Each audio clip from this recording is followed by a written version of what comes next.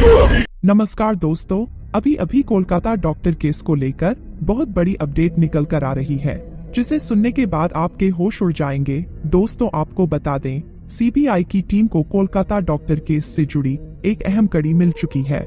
दरअसल सीबीआई को इस मामले से जुड़ी एक नई वीडियो मिली है, जो संदीप घोष के फोन से रिकॉर्ड की गई थी।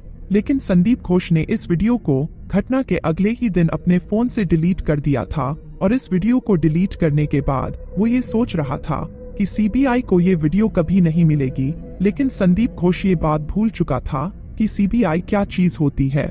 दरअसल इस वक्त सीबीआई की टीम ने इस केस की जड़ को कब्जे में ले लिया है, और अब इस केस का असली आरोपी सीबीआई के हाथों से नहीं बच पाएगा।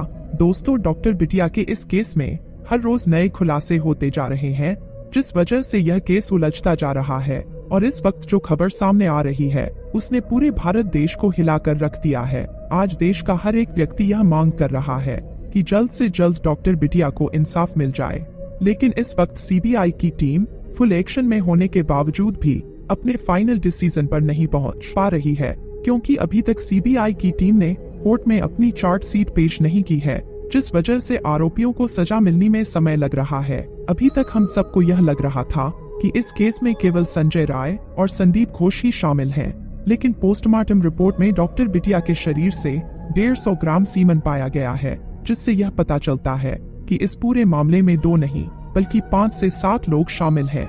आखिर सीबीआई ने ऐसा क्या खुलासा कर दिया है, जिसके बारे में जानकर हर कोई हैरान है, और इस केस में कौन कौन लोग शामिल हैं। इसके अलावा इस पूरे मामला का असली मास्टरमाइंड कब तक सीबीआई की पकड़ में आ जाएगा, ऐसे बहुत सारे सवाल जिनके जवाब हम आपको आज की वीडियो में देने वाले हैं। लेकिन दोस्तों, वीडियो को शुरू करने से पहले डॉक्टर बिटिया को जल्द से जल्द इंसाफ मिल जाए, उसके लिए कमेंट बॉक्स में जस्टिस फॉर लेट डॉक्टर जरूर लिख दें।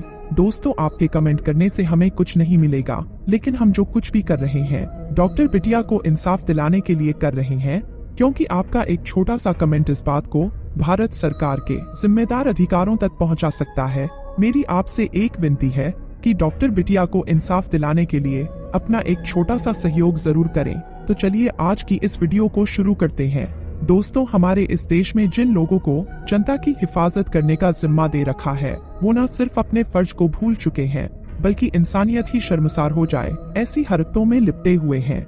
दरअसल आरजी कर मेडिकल कॉलेज के प्रिंसिपल संदीप घोष अब इस मामले में पूरी तरह घिर चुके हैं। इस दौरान सीबीआई की टीम ने उनके घर की तलाशी भी ली है। इसके अलावा सीबीआई की टीम लगातार संजय रॉय और संदीप घोष से पूछताछ कर रही है। दोस्तों, जिस वक्त ये केस कोलकाता पुलिस के पास था, उस समय पर कोलकाता पुलिस का रवैया देखकर आपको भी बड़ी हैरानी होगी। दरअसल डॉक्टर बिटिया के पिता ने कोलकाता पुलिस पर यह आरोप लगाया है कि उन्होंने इस केस को दबाने के लिए उन्हें रिश्वत देने की कोशिश की थी, और वह भी एक ऐसे टाइम पर जहां हम अपनी बेटी के गम में डूबे हुए थे और दिन रात रो रहे थे। हमारी डॉक्टर बेटी के साथ इतना गलत काम किया गया, लेकिन उसके बाद भी कोलकाता पुलिस को शर्म नहीं आई। इसके अलावा हमें अपनी बेटी का शव भी देखने को नहीं दिया गया, बल्कि हमसे कई घंटे तक पुलिस स्टेशन में इंतजार करवाया, और इसके 6 घंटे बाद कोलकाता पुलिस की तरफ से डॉक्टर बिटिया का पोस्टमार्टम करके उसका पार्थिव शरीर हमें सौंपा गया। दोस्तों, आपको बता दें कि कोलकाता पुलिस ने डॉक्टर बिटिया के शव का बहुत जल्दी अंतिम संस्कार करवाकर इस केस को दबाने की कोशिश की थी।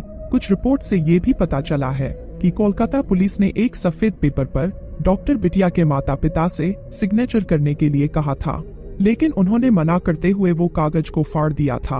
अब कोलकाता पुलिस के रवैया को देखकर ऐसा लगता है इस पूरे मामले में कहीं ना कहीं पुलिस के तार भी जुड़े हुए हैं।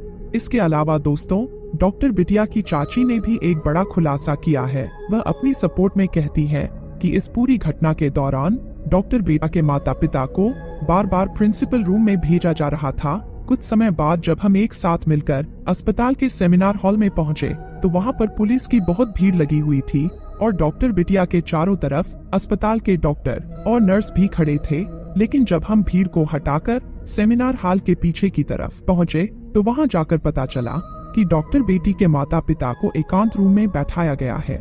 इस दौरान कोलकाता पुलिस की टीम बार बार उनके पास आकर कह रही थी कि आप यहाँ से चलिए और बाहर जाकर कुर्सी पर आराम कीजिए, हम इस केस को संभाल लेंगे। दोस्तों, डॉक्टर बिटिया के इस मामले में सिर्फ संजय रॉय ही नहीं बल्कि हॉस्पिटल का पूरा सिस्टम शामिल है, जिसने जीते जी ही नहीं बल्कि डॉक्टर बिटिया के दौड़ने के बाद भी उसके साथ गलत काम किया गया। उसके इंसाफ की राह में पत्थर अटका दिए गए। दोस्तों, जानकारी के लिए बता दें, आरजी कर मेडिकल कॉलेज के एक जूनियर डॉक्टर ने भी संदीप घोष के बारे में कई खुलासे किए हैं, जिसे आपको जरूर सुनना चाहिए। इस जूनियर डॉक्टर ने न्यूज रिपोर्ट में बताया है कि हम सभी डॉक्टर एक साथ मिलकर आज से 4 साल पहले यानी 2020 में इस कॉलेज के प्रिंसिपल संदीप घोष के खिलाफ एक प्रोटेस्ट कर रहे थे। लेकिन प्रिंसिपल संदीप घोष ने उन सभी जूनियर डॉक्टर को फेस के आधार पर पॉइंट आउट किया और इन सब के खिलाफ झूठी रिपोर्ट दर्ज करवा दी और नेक्स्ट एग्जाम में इनको फेल भी करवा दिया। वह जूनियर डॉक्टर आगे कहता है कि हमें हॉस्टल में घुसने से रोका गया, हमें क्लासरूम में पढ़ने नहीं दिया गया, हमारे साथ गलत बर्ताव भी किया गया और इस सब का जिम्मेदार संदीप घोष ही था, क्योंकि वो और उसकी टीम मिलकर हमारे खिलाफ ऐसा दुर्व्यवहार कर रही थी। और इसकी सबसे बड़ी वजह ये थी कि हमने प्रिंसिपल संदीप घोष के खिलाफ आवाज उठाई थी। दोस्तों, संदीप घोष के खिलाफ हो रहे नए खुलासों की वजह से लोगों में काफी ज्यादा गुस्सा देखने को मिल रहा है। इस बात का अंदाज आप इस फोटो से लगा सकते हैं। जब संदीप घोष को कोर्ट से ले जाया जा रहा था तो रास्ते में जनता ने उसके साथ कैसा बर्ताव किया था। दोस्तों, संदीप घोष अभी तक संजय राय के पीछे छुप रहा था, लेकिन अब वह दीवार भी हट चुकी है और अब संदीप के मुंह पर काली पुत चुकी है।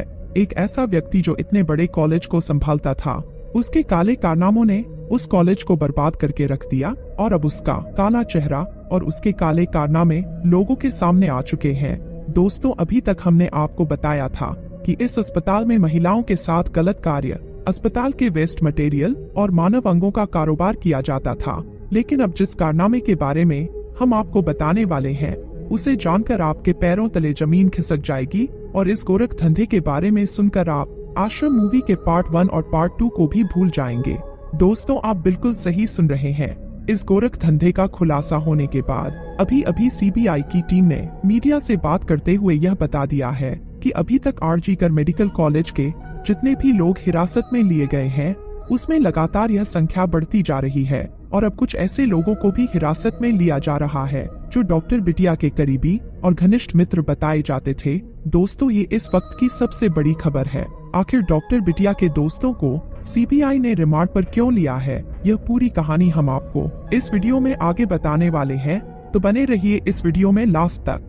दोस्तों, डॉक्टर बिटिया के केस को दबाने में न सिर्फ संदीप घोष शामिल है, बल्कि यह बात भी सामने आ रही है कि इस मामले में उसके दोस्तों का भी हाथ है। दोस्तों, जब सीबीआई की टीम मेडिकल कॉलेज में पूछताछ के लिए गई, तो वहां पहले से कुछ लोग मौजूद थे जिन्होंने ये कहा था कि हम डॉक्टर बिटिया के सबसे घनिष्ठ मित्र हैं, लेकिन अब डॉक्टर बेटी तो इस दुनिया में नहीं है। ऐसे में कौन उसका अच्छा दोस्त था और कौन बनने की कोशिश कर रहा है, ये तो किसी को नहीं पता। और इसी बात का फायदा उठाते हुए कुछ आरोपी दोस्तों की आड़ में पीछे छुप गए थे।